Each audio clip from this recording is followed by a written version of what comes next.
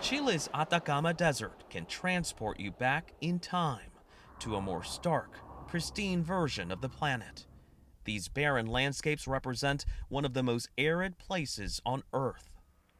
Closer to the Pacific, the desert city of Arica also has ancient stories to tell. Many years ago, they were going to build a hotel, and they came across ancient mummies.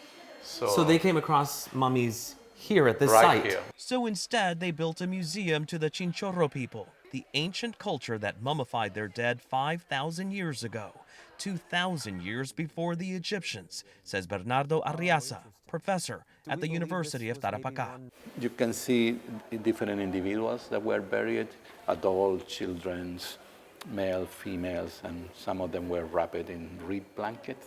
The reeds came from the little vegetation the Chinchorro could find in the desert, green strips where water flowed to the sea. But that precious resource came with a heavy cost. Some of the local sources have a lot of arsenic, and the arsenic in the water, you don't see it, you don't taste it, so you may get intoxicated. The poisoning led to deaths, especially among children. So this was an attempt to hold on to those that they were losing because of the water poisoning. I think there is some emotional attachment, because when you have a baby and that baby will die and you have another baby in sorrow, you feel sad. So probably the parents start to paint it, ornament the dead. They likely got the idea from watching bodies naturally mummify in these dry conditions.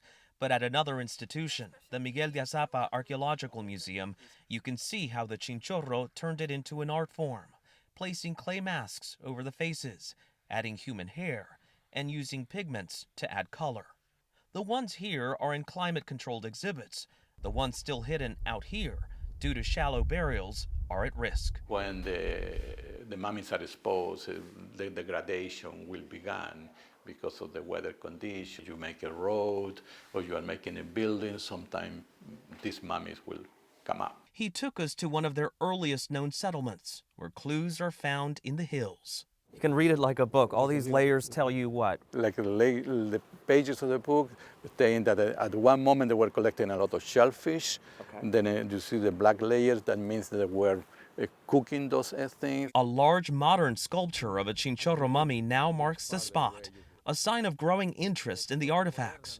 In 2021, UNESCO designated the Chinchorro culture and mummies as a World Heritage Site, but that may not save them. And for example, human-induced climate change is one aspect that we're really worried about, because it'll change a number of different aspects that are forming the desert today. Claudio Latorre, a paleoecologist with the Catholic University of Chile, says the potential impacts are still being studied. We had an increase in sea surface temperatures, for example, across the coast of northern Chile. That would increase atmospheric humidity, and that in turn would not only generate decomposition where places where you don't have decomposition today, and you could lose the mummies. Arriaza, for one, is working to raise awareness about the mummies in the hopes of preserving even more. It's a big challenge, because you have resources, the community, it's everybody's effort, to a common goal, to preserve the site, to preserve the mummies. To ensure what survived the test of time can remain a window to the past. For CBS Saturday Morning, Manuel Bojorquez, Arica, Chile.